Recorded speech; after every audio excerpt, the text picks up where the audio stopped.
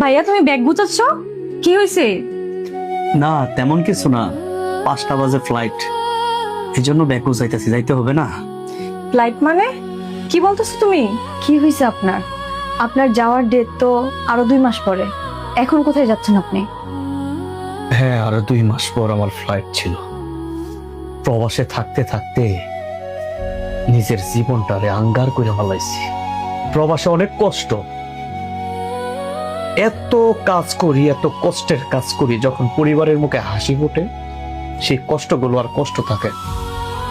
সবচাইতে আপনজন জীবন সঙ্গী, তাকে ছাইরা যখন প্রবাসে থাকি, এর থেকে কষ্ট একটা প্রবাসীর জীবনে আর কিছু নাই। আর সেই জীবন সঙ্গী যদি বিশ্বাস ভাইঙ্গা দিয়া অন্য কিছু করে, তাহলে এই জীবনটা রাইখা লাভ নাই।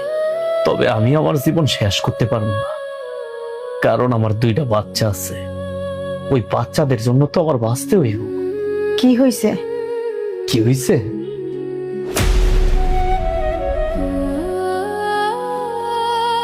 কিরে এলিয়াস, তোর কি মন খারাপ? মন খারাপ না, কয়দিন পর বিদেশে চলে যাবো আমার বউরারে না করি চাকরি করার জন্য। তার শখ চাকরি করব, ভালো পদে চাকরি করব। আমি টাকা পয়সা কামাই, তার চাকরি করার কি দরকার? এটা নিয়ে ভাবতাছি কখন যে কি হইয়া যায়। হইয়া যায় মানে? আরে বেটা, হইয়াই তো গেছে। মানে হয়েছে কি দেখো? এই যে দেখ। মহিমা, জায়গাটা কেমন? স্যার খুব পছন্দ হয়েছে আমার, জায়গাটা অনেক সুন্দর।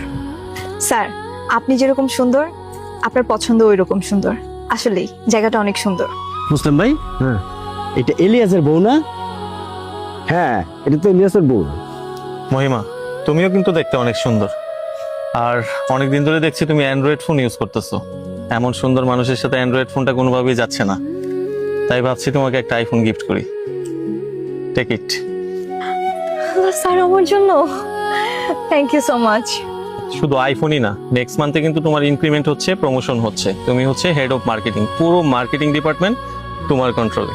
ও মাই গড স্যার, এত বড় দায়িত্ব আমি কিভাবে পালন করব? ডোন্ট ওরি, আমি আছি না, আমি গাইড করব তোমাকে। সো মহিমা, তুমি যে এত বড় একটা প্রমোশন পাইলা, মিষ্টি খাওয়াবো না? হ্যাঁ অবশ্যই স্যার, আসেন। ওকে, লেটস গো। ভাই তাহলে আপনি যান, আমি তো আসতেছি। হ্যাঁ আচ্ছা ঠিক আছে। আচ্ছা ঠিক আছে।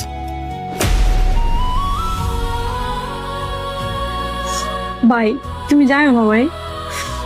আমারে বাধা দিস না। আমি যদি এই